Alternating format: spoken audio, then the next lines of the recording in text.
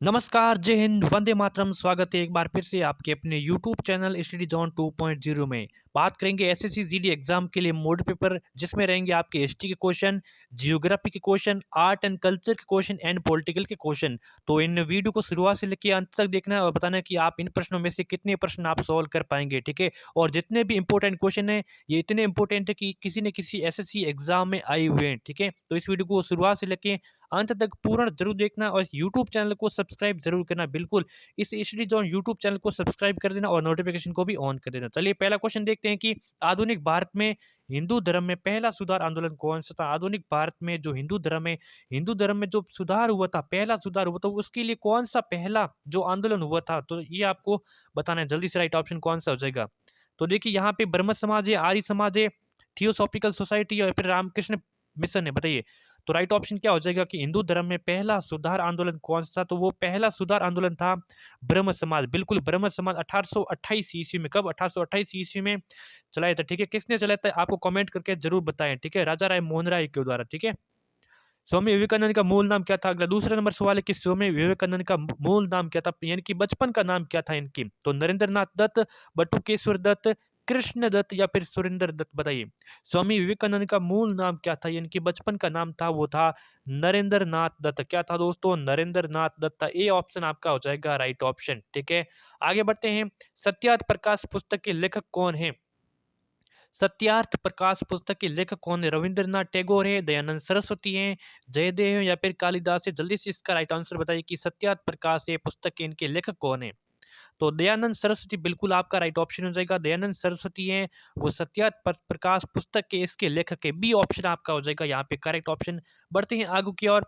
किसे आधुनिक भारत का जनक कहते हैं। बताइए आधुनिक भारत का जनक किसे कहते हैं। लाला लाजपत राय को, महात्मा गांधी जी को, राजा राय मोहन राय को या फिर भगत सिंह को। बताइए आधुनिक भारत का जनक किसे कहा जाता है। तो ये कहा जाता है राजा राय मोहन राय को। बिल्कुल राजा राय मोहन राय को आधुनिक भारत का जनक कहा जाता है। सी आंसर आपका हो जाएगा राइट ऑप्शन।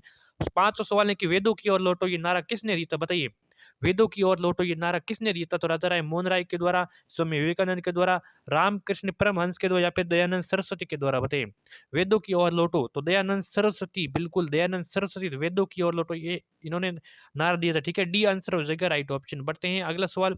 6 नंबर सवाल है कि स्वतंत्र भारत के प्रथम राष्ट्रपति कौन थे। सरदार वल्लभ भाई पटेल, डॉक्टर राजेंद्र प्रसाद, ठीक है, एस राधाकृष्ण, सर्वपल्ली राधाकृष्ण या फिर पंडित जवाहरलाल नेहरू। स्वतंत्र भारत के पहले राष्ट्रपति कौन बने थे। बहुत ही अच्छा क्वेश्चन है। तो ये बने थे डॉक्टर राजेंद्र प्रसाद बने थे। बिल्कुल डॉक्टर राजेंद्र प्रसाद जो 2 बार लगातार बने थे स्वतंत्र भारत के प्रथम राष्ट्रपति बने थे। बी ऑप्शन आपको राइट हो जाएगा। राज्यसभा के सदस्यों के लिए न्यूनतम आयु कितनी होती है। 21 वर्ष, 25 वर्ष, 30 वर्ष या फिर 35 वर्ष। राज्यसभा के सदस्य होते हैं उनके लिए न्यूनतम आयु कितनी होती होती है। ठीक है, पता जल्दी से 21, 25 या फिर 35। देखिए लोकसभा के लिए होती है 25 वर्ष और राज्यसभा के लिए होती है 30 वर्ष। बिल्कुल सी ऑप्शन आपका राइट ऑप्शन हो जाएगा। ठीक है, आगे बढ़ते हैं। राज्यसभा की प्रथम बैठक कब हुई थी। राज्यसभा की प्रथम बैठक कब हुई थी। 3 अप्रैल 1952 को, 13 मई 1952, 22 अप्रैल 1952 या फिर 7 मई 1952 में। बताइए राज्यसभा की प्रथम बैठक हुई थी कब हुई थी। तो ये हुई थी 13 मई, बिल्कुल 13 मई 1952 को हुई थी। 1952 को हुई थी तो कंफर्म है, लेकिन फिक्स डेट क्या थी तो वो थी 13 मई। कौन सी थी, 13 मई। ऑप्शन नंबर बी हो जाएगा राइट ऑप्शन। राज्य के मुख्यमंत्री होते हैं तो नियुक्त किए जाते हैं, निर्वाचित होते हैं, मनोनीत होते हैं या फिर चयनित होते हैं। राज्य के मुख्यमंत्री को क्या किया जाता है तो उनको क्या उनको नियुक्त किया जाता है, क्या उनको निर्वाचित किया जाता है, क्या मनोनीत किया जाता है या फिर क्या चयनित किया जाता है। जल्दी से बताइए। तो उनको किया जाता है नियुक्त। बिल्कुल राज्य के मुख्यमंत्री को नियुक्त किया जाता है। ए ऑप्शन आपका हो जाएगा राइट ऑप्शन। बढ़ते हैं आगे की ओर। 10 नंबर सवाल है कि राज्य के शासन का वास्तविक अध्यक्ष कौन होता है। बहुत ही अच्छा क्वेश्चन है। एग्जाम की दृष्टि से इतने इंपॉर्टेंट क्वेश्चन में लाऊंगा कि आपको एग्जाम तक एक भी क्वेश्चन पीछे नहीं रखूंगा। राज्य के शासन का वास्तविक अध्यक्ष कौन होता है। तो राज्यपाल होता है, मुख्यमंत्री होता है, विधानसभा का अध्यक्ष होता है या फिर कैबिनेट सचिव होता है। जल्दी से आपको राइट ऑप्शन बताइए दोस्तों। राज्य का शासन का वास्तविक अध्यक्ष होता है मुख्यमंत्री। बिल्कुल चीफ मिनिस्टर होता है वो राज्य के शासन का वास्तविक अध्यक्ष होता है। बी ऑप्शन जिन्हों भी भाई बहन ने बताए हैं उनका राइट ऑप्शन हो जाएगा। बढ़ते हैं आगे की ओर। कर्क रेखा कहां से होकर नहीं गुजरती है। भारत से होकर, भारत से ये 8 राज्यों से होकर गुजरती है। बिल्कुल, लेकिन इन चारों में से कौन सा ऐसा देश है जहां से कर्क रेखा नहीं गुजरती है, आपको बताना है आंसर। तो म्यांमार से गुजरती है, बिल्कुल बांग्लादेश से गुजरती है, चीन से गुजरती है, लेकिन नेपाल से कर्क रेखा नहीं गुजरती है, नेपाल से कहाँ गुजरती है? सी ऑप्शन आपका हो जाएगा राइट ऑप्शन। बढ़ते हैं आगे की ओर। भारत का प्रामाणिक समय किस स्थान से निश्चित किया जाता है? भारत का जो प्रमाणिक समय है वो किस स्थान से निश्चित किया जाता है? तो मुंबई से, दिल्ली से, कोलकाता से या फिर इलाहाबाद से? जल्दी से इसका राइट ऑप्शन आप सभी को कमेंट में बताते रहना है कि भारत का प्रमाणिक समय किस स्थान से निश्चित किया जाता है। तो ये किया जाता है दोस्तों इलाहाबाद से किया जाता है। कहाँ से? बिल्कुल इलाहाबाद से। डी ऑप्शन जिन्होंने भी बताया उनका हो जाएगा राइट ऑप्शन। बढ़ते हैं आगे की ओर। सिस्मोग्राफ किसे मापने के लिए काम में लाया जाता है बताइए?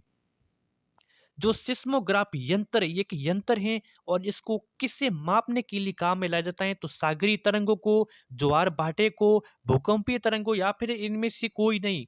तो देखिए सिस्मोग्राफ का संबंध है यहाँ पे भूकंपीय तरंगों को, बिल्कुल भूकंप को मापने के लिए सिस्मोग्राफ का उपयोग किया जाता है। सी ऑप्शन आपका हो जाएगा राइट ऑप्शन। अगला सवाल है कि कौन सा शहर है वो गंगा नदी है, गंगा नदी के तट पर नहीं बसा हुआ है। जो आपकी गंगा नदी बहती है इनके जो किनारे-किनारे शहर बचे हुए हैं, इनमें से ऐसा कौन-सा शहर है वो गंगा नदी के तट पर नहीं है? तो कानपुर, बिल्कुल कानपुर बिना डाउट हो जाएगा क्योंकि कानपुर व गंगा नदी के तट पर सबसे बड़ा शहर है वो कानपुर है। उसके बाद में पटना, बिल्कुल पटना भी बसा हुआ है, बरौनी भी बसा हुआ है, लेकिन दिल्ली नहीं बचा हुआ है। दिल्ली है वो यमुना नदी के तट पर। कौन-सी? यमुना नदी के तट पर बसा हुआ शहर है। डी ऑप्शन आपका करेक्ट ऑप्शन हो जाएगा। अलमट्टी बांध है किस नदी पर निर्मित है बताइए? अलमट्टी बांध किस नदी पर निर्मित है? तो कृष्णा नदी पर है, कावेरी नदी पर है, सिल्लेरू नदी पर या फिर तुंगभद्र नदी से पर? जल्दी से आंसर बताएं कि अलमट्टी बांध किस नदी पर निर्मित है? दोस्तों अलमट्टी है वो कृष्णा नदी पर निर्मित है। आपको याद कैसे रखना है कि कृष्ण भगवान थे वो बचपन में क्या खाते थे? मिट्टी ज्यादा खाते थे। कैसी क्या खाते थे? मिट्टी खाते थे। इसीलिए अलमट्टी बांध कृष्णा नदी पर निर्मित है। ए ऑप्शन आपका राइट ऑप्शन हो जाएगा। भारत में सबसे बड़ी स्वच्छ झील कौन सी है? भारत में सबसे बड़ी जल बिल्कुल स्वच्छ जल वाली झील कौन सी है जिसका पानी बिल्कुल स्वच्छ है? तो कौन सी झीलें? चिल्का है, वुल्लर है, लोकटक है या फिर डल है? डल कहाँ है? जम्मू कश्मीर में। लोकटक कहाँ है? मणिपुर में है ये झील। वुल्लर कहाँ है? ये भी जम्मू कश्मीर में। और चिल्का कहाँ है? उड़ीसा में है। ठीक है, तो देखिए भारत में सबसे बड़ी स्वच्छ झील है वो है आपकी वुल्लर झील। बिल्कुल वुल्लर झील आपका ऑप्शन नंबर बी हो जाएगा राइट ऑप्शन। ठीक है, बढ़ते हैं आगे की ओर। कौन सा एक शहर है वो सबसे सूखा स्थान है? कौन सा शहर कह सकते हो या फिर स्थान कह सकते हो? बिल्कुल स्थान कहेंगे कि कौन सा एक सबसे सूखा स्थान है? इनमें से मुंबई है, दिल्ली है, लेह है या फिर बेंगलुरु है? जल्दी से आपका सबका आंसर बताइए। तो यहाँ पे ले जो लद्दाख में स्थित है, सी ऑप्शन आपका राइट हो जाएगा। ये सबसे सूखा स्थान है। कौन सा सबसे सूखा स्थान? लेह है। किस राज्य को चीनी का कटोरा कहते हैं दोस्तों? जल्दी से इसका राइट ऑप्शन बताएं कि चीनी का कटोरा किसे कहते हैं? तो उत्तर प्रदेश को, पंजाब को, आंध्र प्रदेश को, बिहार को कहते हैं चीनी का कटोरा किसे कहते हैं? तो चीनी का कटोरा कहते हैं उत्तर प्रदेश को दोस्तों। चीनी का कटोरा कहते हैं, क्या कहते हैं? उत्तर प्रदेश को चीनी का कटोरा कहते हैं। ए ऑप्शन हो जाएगा राइट ऑप्शन। बढ़ते हैं 19 नंबर सवाल है कि भारत में सबसे बड़ी तेल शोधनशाला कहाँ पे है? तो पारादीप में है, जामनगर में, डिगबोई में, तातीपका में है। भारत में सबसे बड़ी तेल शोधनशाला कहाँ है? तो ये है आपकी जामनगर में। कहाँ है? जामनगर में। जिन्होंने भी बी ऑप्शन को किया है उसका हो जाएगा राइट ऑप्शन। बढ़ते हैं आगे की ओर। पोंगल किस राज्य का प्रमुख त्योहार है? कर्नाटक का, झारखंड का, तमिलनाडु का, उत्तर प्रदेश का? बताइए दोस्तों कि पोंगल है किस राज्य का प्रमुख त्योहार है?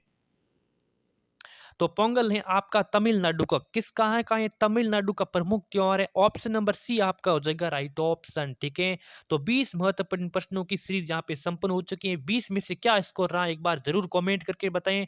और इस यूट्यूब चैनल को सब्सक्राइब करना बिल्कुल भी भूलना नहीं है। आपको भूलना नहीं, बिल्कुल सब्सक्राइब कर देना, नोटिफिकेशन को भी ऑन कर देना, ज्यादा से ज्यादा अपने दोस्तों को शेयर जरूर करना है। ठीक है, धन्यवाद।